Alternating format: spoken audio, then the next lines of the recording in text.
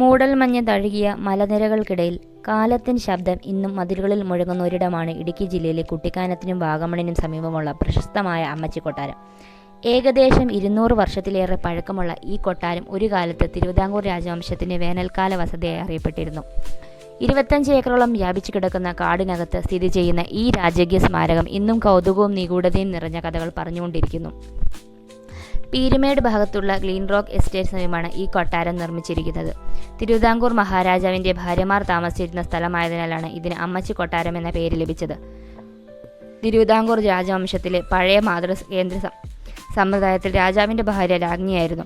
രാജാവിൻ്റെ സഹോദരിയായിരുന്ന മഹാറാണി അതിനാൽ രാജാവിൻ്റെ ഭാര്യയ്ക്ക് അമ്മച്ചി എന്ന മഹാപദവി നൽകിയിരുന്നു. അമ്മച്ചി എന്ന വാക്കിന് മാതാവ് എന്ന അർത്ഥമുണ്ടെങ്കിലും അത് രാജകുടുംബത്തിലെ മഹാരാജാവിൻ്റെ ഭാര്യയെ സൂചിപ്പിക്കുന്നു. അതിനാൽ ഇവിടെ അവർ അവധിക്കാല വസതിയായി വന്നിരിക്കുന്നു. പ്രജകളും തോഴിമാരും ചേർന്ന് ഈ കൊട്ടാരത്തെ അമ്മച്ചി കൊട്ടാരം എന്ന് വിളിക്കുന്നു. ബ്രിട്ടീഷ് ഭരണകാലവുമായി ബന്ധപ്പെട്ടിരുന്ന JD മുല്ലപ്പെരിയാർ ഡാം പോലുള്ള പഴയ ചരിത്രത്തിൽ കാണപ്പെടുന്ന നിർമ്മിച്ചിട്ടുള്ള സുർക്ക കൊണ്ടാണ് ഈ കൊട്ടാരം നിർമ്മിച്ചിട്ടുള്ളത് എന്ന് പറയപ്പെടുന്നു. സുർക്കയ്ക്കകത്ത് ചുണ്ണാമ്പ്, ശർക്കര, കരിമ്പിൻ ജ്യൂസ്, മുട്ടയുടെ വെള്ള, എല്ലുപൊടി തുടങ്ങി പ്രകൃതിദത്ത വസ്തുക്കൾ ചേർത്ത് പ്രത്യേകം മിശ്രിതം മതിലുകൾ പണിതിരുന്നുവെന്ന് നാട്ടുകാർ പറയാറുണ്ട്. മുല്ലപ്പെരിയാർ ഡാം പോലുള്ള നിർമ്മിതിക്ക് സമാനമാണ് ഈ വിദ്യ. കൊട്ടാര സമുച്ചയത്തിൽ 3 പ്രധാന മുറികൾ, 2 വലിയ ഹാളുകൾ, ഒരു സന്ദർശക മുറി, വിശാലമായ ഡൈനിങ് ഹാൾ, അടുക്കള, സ്റ്റോർ റൂം, രഹസ്യ ഇടനാഴികൾ എന്നിവയുണ്ട്. പുറത്തുനിന്ന് നോക്കുമ്പോൾ ചെറുതായി തോന്നുന്ന ഈ കൊട്ടാരത്തിനകത്ത് കയറുമ്പോഴാണ് അതിൻ്റെ സങ്കീർണതയും ആഴവും മനസ്സിലാവുന്നത്. ആദ്യമായി കാണുന്നത് ചെറിയൊരു സന്ദർശക മുറിയാണ്. അതിനകത്ത് പഴയൊരു ചിമ്മിനിയും ഇന്ന് നിലനിൽക്കുന്നു. തണുത്ത കാലാവസ്ഥയിൽ ചൂട് നൽകാൻ ഇത് ഉപയോഗിച്ചതായിരുന്നു. ഈ മുറിയിൽ നിന്ന് രാജാവിൻ്റെ ദർബാർ ഹാളിലേക്കാണ് പ്രവേശനം. വിശാലമായ ഈ ഹാൾ രാജാവിൻ്റെ യോഗങ്ങൾക്കും മന്ത്രി ചർച്ചകൾക്കും ഉപയോഗിച്ചിരുന്നതായി പറയപ്പെടുന്നു. ഹാളിൻ്റെ അവസാന ഭാഗത്തുള്ള അർദ്ധവൃത്താകൃതിയിലുള്ള രൂപകൽപ്പന അതിൻ്റെ ഭംഗി വർദ്ധിപ്പിക്കുന്നു. ഫ്രഞ്ച് ശൈലിയിലുള്ള വലിയ ജനലുകൾ വഴിപ്രകാരം അകത്തേക്ക് നിറയുന്ന കാഴ്ച ഇന്നും അതിശയകരമാണ്. അവിടെ നിന്ന് നടുമുറ്റം പോലുള്ള തൂർന്ന പ്രകാരത്തിലേക്കാണ് ഇതെത്തുന്നത്. ചുറ്റും മതിലുകളും കൊണ്ട് ചുറ്റപ്പെട്ട ഈ ഭാഗം പഴയ കേരള രാജഭവനങ്ങളുടെ പ്രധാന സവിശേഷതയാണ്. ഇതിൻ്റെ ഒരു വശത്ത് 3 മുറികളുണ്ട്. 1ാമത്തെ മുറി രാജാവിനും, 2ാമത്തെ മുറി അമ്മച്ചിക്കും, 3ാമത്തെ മുറി അമ്മച്ചിയുടെ തോഴിമാർക്കും വേണ്ടിയായിരുന്നു. ഈ മുറികളിലൂടെ രഹസ്യ ഇടനാഴിൽ കടന്നു പോകുന്നതാണ് ഏറ്റവും കൗതുകരമായ കാര്യം. തോഴിമാർക്ക് പുറത്തുനിന്ന് ശ്രദ്ധിക്കപ്പെടാതെ സഞ്ചരിക്കാനായിരുന്നു ഈ പാതകൾ ഉപയോഗിച്ചിരുന്നത്. കൊട്ടാരത്തിലെ മറ്റൊരു പ്രധാന ഭാഗമാണ് വിനോദ ഹാൾ.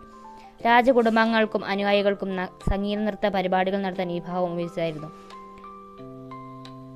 അമ്മച്ചി കൊട്ടാരത്തിൻ്റെ ഏറ്റവും ദുരൂഹമായ ഭാഗമാണ് അതിലെ രഹസ്യ തുരങ്കങ്ങൾ. 2 പ്രധാന രഹസ്യ പാതകളാണ് ഇവിടെ ഉണ്ടായിരുന്നത്. 1ാമത്തെ പാത കൊട്ടാരത്തിനകത്തെ സഞ്ചാരത്തിനായിരുന്നപ്പോൾ മറ്റൊന്ന് പീരുമേടിലെ ശ്രീകൃഷ്ണ ക്ഷേത്രത്തിലേക്ക് എത്തുന്നവരെന്ന് നാട്ടുകഥ. സുരക്ഷാ കാരണങ്ങളാൽ ഇന്ന് ഈ പാത അടച്ചിരിക്കുന്നു.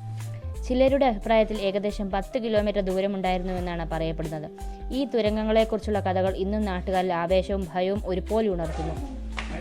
കാലത്തിൻ്റെ ചക്രം ഈ കൊട്ടാരത്തെയും വിട്ടുപോയിട്ടില്ല. പഴയ ഓടമഞ്ഞും ഉപേക്ഷിതാവസ്ഥയും കാരണം മരപ്പണികളും മതിലുകളും പല ഭാഗങ്ങളിലും ജീർണിച്ചു തുടങ്ങി.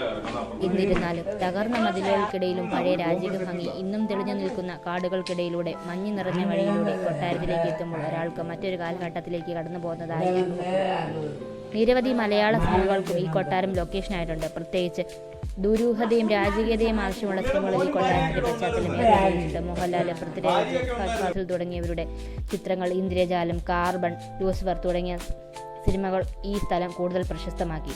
ഇന്ന് അമ്മച്ചി കൊട്ടാരം ചരിത്രത്തിൻ്റെയും കഥകളുടെയും നിഗൂഢതകളുടെയും ഒരു സ്മാരകമായി നിലകൊള്ളുന്നു. ധർമ്മലിംഗം എന്ന കാര്യസ്ഥനാണ് ഇന്ന് ഈ കൊട്ടാരം പരിപാലിക്കുന്നത്. തലമുറകളായി കൈമാറ്റം ചെയ്തു വന്നാണ് അദ്ദേഹം ഇന്ന് ഇത് പരിപാലിക്കുന്നത്. അദ്ദേഹത്തിൻ്റെ കുടുംബം ഇവിടെ ഉണ്ടായിരുന്നു. എന്നാൽ ഇന്ന് ഈ കൊട്ടാരത്തെ ജീർണിച്ച അവസ്ഥയിൽ അദ്ദേഹത്തിൻ്റെ കുടുംബം അവിടെ വിട്ടു പോയിരിക്കുന്നു. അദ്ദേഹം മാത്രമാണ് ഇന്നും ആ കൊട്ടാരം പരിപാലിച്ചു പോകുന്നത്. കൊട്ടാരം വളരെ ജീർണിച്ച അവസ്ഥയിലാണ്. ഇന്ന് ആ കൊട്ടാരത്തിൻ്റെ ഉടമസ്ഥാവകാശം മുംബൈയിലുള്ള ഒരു വ്യക്തിക്കാണ്. അദ്ദേഹത്തിൻ്റെ കമ്പനിയുടെ ഒരു ഭാഗം എറണാകുളത്തും സ്ഥിതി ചെയ്യുന്നു.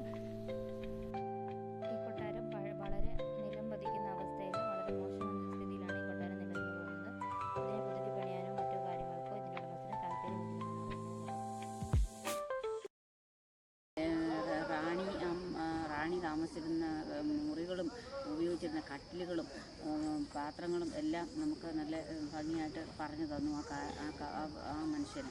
പിന്നെ ഇവിടുത്തെ വള്ളികളും മരങ്ങളും എല്ലാം തന്നെ നമ്മൾ കണ്ടിട്ടില്ല. വിപുലമായ രീതിയിലുള്ള മരങ്ങളൊക്കെയാണ് ഇവിടെ ഉള്ളത്. നല്ല എല്ലാം കൊണ്ടും പ്രകൃതി രമണീയമായ ഒരു കാലാവസ്ഥയൊക്കെയാണ് ഇവിടെ ഉള്ളത്. ഇപ്പോഴാണെങ്കിൽ ഈ കോടമഞ്ഞിൻ്റെ ഒരു സാന്നിധ്യം ഇവിടെ നല്ല ഒരു അന്തരീക്ഷം സൃഷ്ടിക്കുന്നു. ഇവിടുത്തെ അമ്മ മഹാറാണിയും പരിവാരങ്ങളും ഉല്ലസിച്ചിരുന്ന ഒരു പ്രത്യേക റൂമുണ്ട്. ആ റൂമൊക്കെ നമുക്ക് കാണാൻ അതിമനോഹരമായി നമുക്ക് അതൊക്കെ